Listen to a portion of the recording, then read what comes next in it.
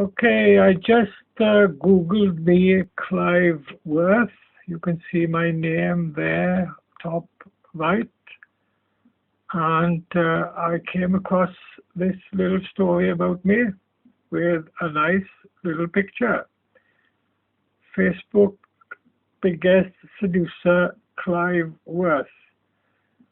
Now, it's a big story, and I'm not sure where it's come from, but I've found it now by Googling me, Clive Worth, and it's come up on Google search.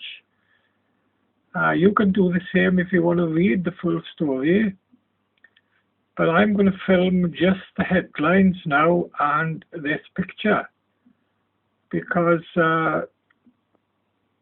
I cannot get over how nice this picture is. Nice, sexy picture there of a nice, sexy woman. Well, I wouldn't mind seducing her wherever she is. Anyway, what the story is about is me being banned off Facebook for dating over 300 women. But not only was I banned off Facebook, I've been banned off other dating sites as well. And the story goes on to say that I've had over 1,000 women.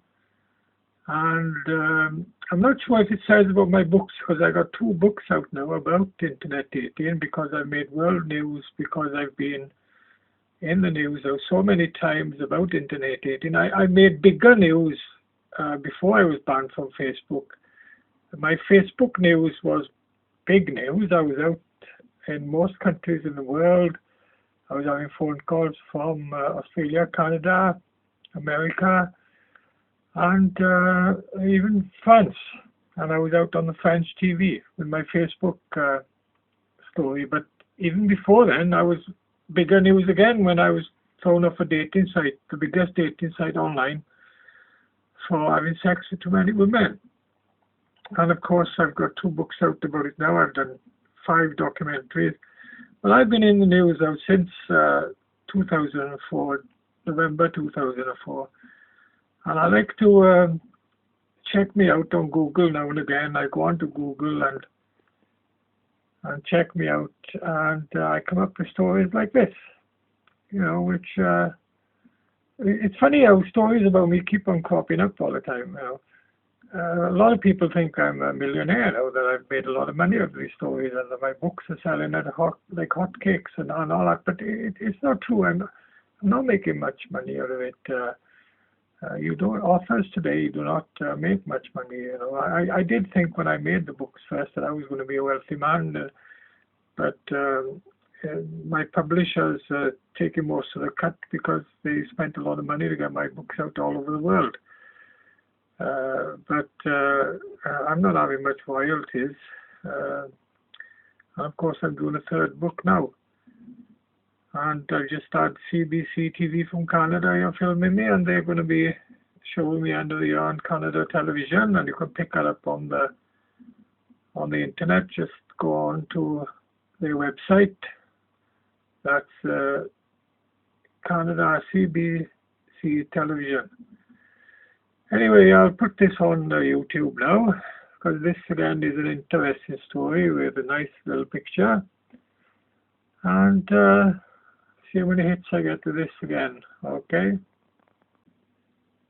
I'll show you this first. I just Googled myself Clive Worth, and about 2 years ago I'd done a video about eBay, about my books being on eBay, and I just seen this now, eBay with Clive Worth, pick up women skill.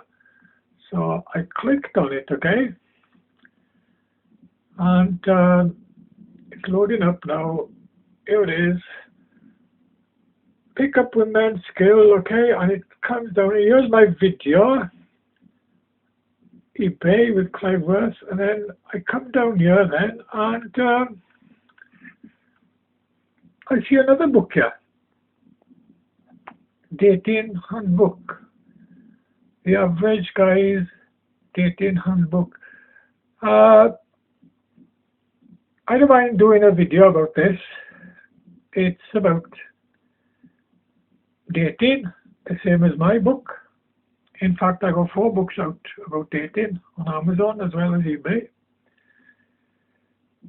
But the difference is that a lot of these dating books are made by professional people, women, men, who themselves have not experienced a lot of dates like I have. Now, the reason I did a book, well, 4 books now, is because I made headlines in the media for dating too many women on a popular dating site in the UK, and was kicked off because of it. Because these women were complaining that I was using them and that I lacked commitment. I made world news. I was in all the papers, magazines all over the world. And I've done a few documentaries since then. You can see the clips of those documentaries on my profile on YouTube, or just Google me. And then I was asked to do a book. I had no intentions of doing a book. I didn't think I could do a book. But it came to me naturally when I started doing the book and putting down all the dates I'd had, not just in the UK, all over the world. I was having women all over the world come here. I say come here because I live in West Wales, and all these women were coming to see me. Yeah, I was bluffing them, wasn't I? I was making out I had plenty of money and all that, and I owned a yacht and holiday homes, and they were willing to travel from all over the world to see this wealthy guy. And I put a young up picture of me on, and of course they were all turning up and staying with me, and then I was kicking them out. So my stories in my book are all genuine and true stories. But this book now, there's no doubt about it. It's selling well because the 2 beautiful women on the front. The heading, the average guy's dating handbook heading is good as well. So it's going to sell, but it's not done by somebody who's experienced dating like I have. And a lot of books like this sell well because of the way these professional authors and writers put it across. Now, I'm not a professional. In fact, the publisher named my first book, and I had a part of naming my second book that are in paperback, but the 3rd and 4th book are Kindle books. But you can also get my 1st and 2nd book in Kindle. So I thought I'd do a video about this to let people know who are buying dating books that if you do buy a dating book, make sure you're buying it by somebody who's actually writing the true stories and genuinely giving you, tips and how he had a lot of women and so forth, like I do. But there's no taking away from it that these professional writers, they're good. And I got to say, this cover is really good. I wish I could get a cover like this on my book. In fact, what I'll do, I'll send this clip to my publisher and see if he wants me to do a 5th book, or maybe he'll put this cover or something like this on one of my books, because this is what sells, you see. Beautiful women. This is what sells. Anyway, I'll end now and put this on YouTube, okay? Okay, I just seen it on the news, BBC Radio 6 Music anniversary today, 10 years, and I want to do a video about it because a year or 2 ago they had me doing a chat show on there.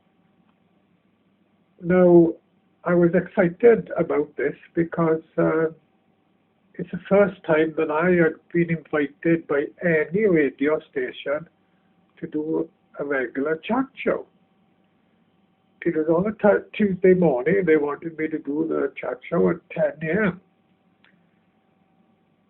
And it was about giving advice on dating, internet dating. Because if you look at the rest of my videos and Google me, you'll see that I become world famous because of it. And I had done about 25 to 30 radio interviews all over the UK, as well as a few all over the world. But they were all fast, short interviews. But this to me was a regular chat thing. And I was so excited about it at first. But of course, I didn't know what I was letting myself in for. And when I started doing this chat show, giving advice to Radio 6 Music listeners, was phoning in, asking me for advice. But you had the two disc jockeys who was on the program at the time. They started butting in, interrupting, and making fun of it. Well, to them it was one big laugh, and